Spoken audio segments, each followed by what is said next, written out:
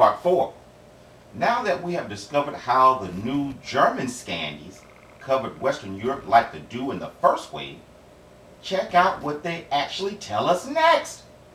Under second phase, quote, the second phase took place between 500 and 700 and saw Slavic tribes settling more areas of Central Europe and pushing farther into South and Eastern Europe, gradually making the eastern half of the continent predominantly Slavic. Listen up, listen up. Additionally, Turkic tribes, such as the Avars, became involved in this phase. Listen up, listen up. That's 2. Well, that's 3. Germans, Turks, and Slavs. In 567, the Avars and the Lombards destroyed much of the Gipit kingdom. The Lombards, a Germanic people, settled in Italy with their the Suebians, the Gipits, the Ts, the Bulgarians, the Sarmatians, and the Saxon allies in the 6th century. Stop. Mega bingo. Did you catch it? Catch what, you ponder? Catch the fact that our understanding that we are dealing with multiple, multiracial nations within a nation that are within a larger armada. Yes! I mean, it does say the Slav armada had Avar Turks and a coalition of pure Nordic stock Lombards under one banner, right? Right! And seeing Mama Goose has allowed my little apprentice to continue her studies with me, you know, little Miss Ivy. She had to get her mind right. Question, is she the only person to perceive they are trying to tell a chosen mind, mind you, that Germans, Turks, Slavs, etc. are all originated from the same darn land? Come on, people. Come on now. You know those dogs. You know that's a factory. But that's not all. Let's continue so the white man can tell us who else was in the Slavic armada that ascended and covered Central Europe like the dew very recently. Quote, they were later followed by the Bavarians and the Franks, who conquered and ruled most of Italy. The Bulgars, originally a nomadic group from Central Asia, had occupied the Patik steppe north of the Caucasus since the 2nd century, but after pushed by the Khazars, the majority of them migrated west and dominated Byzantine territories along the Lower Danube in the 7th century. Listen up, listen up, listen up. From this time and onward, the demographic picture of the Balkans changed permanently, becoming predominantly Slavic, while pockets of native people survived in the mountains of Southwest Balkans, Albania, and Greece. Stop. Bingo! The funny-looking Slavic people we see before our eyes today are extremely new. These people are brand spanking new. Hence, why none of them also can trace their lineage to the people they read in their own history books either. But let's continue, please. Under barbarian identity. Perceptual context. Again, unlike you and I, who look at all the evidence through the scriptures to understand the truth of the matter, the white man doesn't understand the evidence or the facts he's finding. Case in point, check out how all the scholars, the highly educated, try to explain the genetic and racial enigma we simply call armada understanding. Different and distinct groups under one main banner. Cutting to the chase. Quote, modernists propose the idea of, personal quote, imagined communities. The barbarian polities in late antiquity, listen up, were social constructs rather than unchanging lines of blood kinship. Bingo! They were all mixed up together just like Homer and Columbus said. Bingo! Listen up and tell me if you've heard of this before. It argues that the stimulus for forming tribal polities was perpetrated by a small nucleus of people known as the tradition kerns, kernels of tradition, who were a military or aristocratic elite. This core group formed a standard for larger units, gathering adherents by employing amalgamative metaphors such as kinship and aboriginal commonalities, and claiming that they perpetrated an ancient divinity sanctioned lineage. Let me say it again. I'll go back and say it again, because this is so important, because this goes into the vein of what everybody's, all of the atheists and things that, what they say, oh, religion and all this stuff is all made up. It's all made. Well, it's true. It's true. But what they're not understanding is all their history, beginning, how do I say this? It was all formulated and given to a group of people. You dig what I'm saying? It wasn't something that's learned. Like if I had a child and we formed a child after child after child, and we formed our group, they would go by my way, and that my way is our custom. No, that's not how things went. There was a group of clones, and someone told them. There was a group of elite, and they, okay, this is the way we're going to do this. Is our military is going to be this way. Our tradition is going to be this way. And they struck out, and they learned that tradition as a whole and struck out. You see the difference? Am I making any sense? If I'm not making any sense, please let me know. I can say it better. I'm just excited right now, but I can say it better. Okay? Let's continue.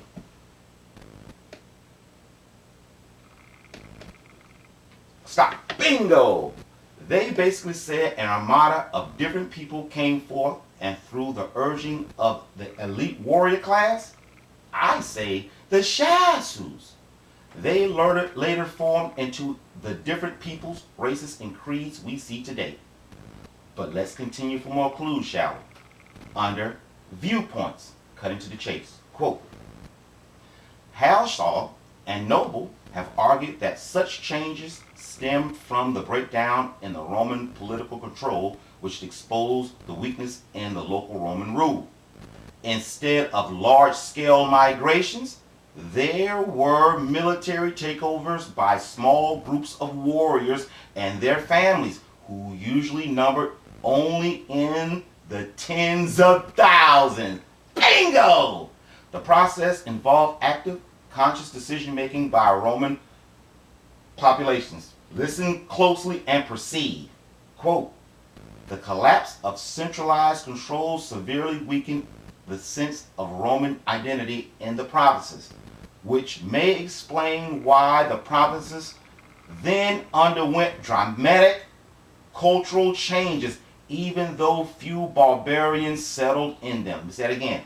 I'm going to say it again. Quote, the collapse of centralized control severely weakened the sense of Roman identity in the provinces, which may explain why the provinces then underwent dramatic cultural changes, even though few barbarians settled in them. Stop. Bingo. More and more I'm starting to figure. And now that my little apprentice is with me, I'm sure she's figuring too. The reason no one knows about any of the who, what, where, how, and why the Roman Empire fell in the first place, even from those whose job it was to write all about history, is because, just like we discovered in our Greek understanding, where cities and towns were abandoned just to be repopulated 70 years later with new and fresh people, well, just like that, I believe the Eastern Roman Empire part of the Earth quadrant had to go through a history overlap to accommodate the Eastern Europe repopulation phase we are reading about now. Why? So the new didn't have to contend with the power of the old. And if Vito Antonini taught us anything, tell me who that is in the comment section. Too much bloodshed is not good for business.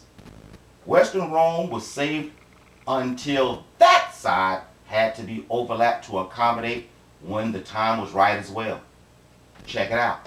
Quote, ultimately, the Germanic groups in the Western Roman Empire were accommodated without dispossessing or overturning indigenous society. Wow. Wow. I just seen that. They didn't have to, no war. It was a bloodless takeover again. And they maintained a structured and hierarchical, but I can't say that word, Attenuated. It just means just like the queen, don't have no power. Form of Roman administration. Ironically, they lost their unique identity as a result of such an accommodation and were absorbed into Latinhood. There wasn't anything ironic about it.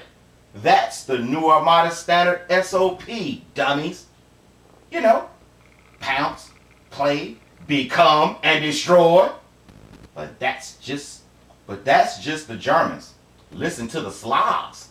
Quote, in contrast, in the East, Slavic tribes maintained a more, personal quote, Spartan and egalitarian existence bound to the land, even in times when they took their part in plundering Roman provinces. Their organizational models were not Roman, and their leaders were not normally dependent on a Roman goal for success. Thus, they arguably had a greater effect on their region than the Goths, the Franks, or the Saxons had on theirs. Stop. I want to finish this overview video out by showing you even modern scholars have to admit, even though they don't say it point blank like I do, they admit the physical evidence of a multiracial and ethnic armada and the lack of warfare takeovers can only mean one thing. You know, their ancestors didn't have an original homeland, but instead came diverse from a factory in the upper north. Check it out. Under ethnicity. Whew. Bear with me, people. Come with me now. Quote,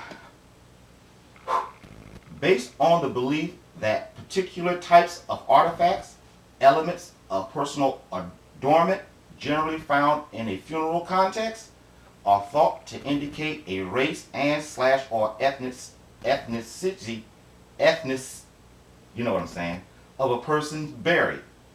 The, personal quote, culture history school of archaeology assumes that archaeological cultures represented the, it's URHEIMAT,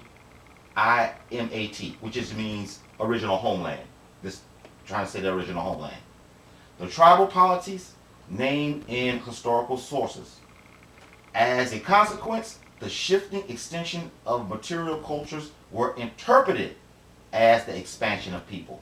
All right, listen up for the rebuttal. Listen up. I'm trying to say this right. Influenced by constructionalism, process-driven archaeologists reject the cultural historical doctrine and marginalize the discussion of ethnicity, although the focus on the intergroup dynamics that generate such material remains. Moreover, they argued that adoption of new cultures could occur through trade or internal political developments rather than only military takeovers. Wow, bingo. They're basically admitting it if you look at the evidence through a building of a case.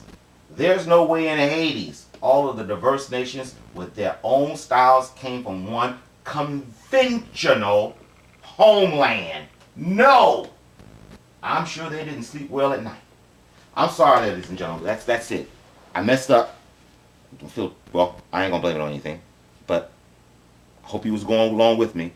If it didn't make sense, if I need to go back over that part, I will. I can say it better. I can say it better. I got it. I got it. All right? Let me know in the comment section. But as you can see, uh, again, there's no way in Hades that you're going to tell me the Slavs, the Turks, Asians, the Germans, all came from either one or two sides of that small Baltic sliver, Baltic Sea area. Uh, there's no way. All of those with all of the different cultures and mannerisms. No way. No, not naturally. I mean, not naturally. They came from a factory. That's what they came from, and they came out just like that. Uh, you know what? I'm gonna. No. I gotta wait till we get on this side of the globe to do that. I found something today that'll piggyback. Well, I'm dealing with Gentiles and swine, so yeah, that'll piggyback off of this. Maybe I should no. No, let me go because I'm gonna mess up. All right. Thank you for looking at this video. By God's will, look for the next.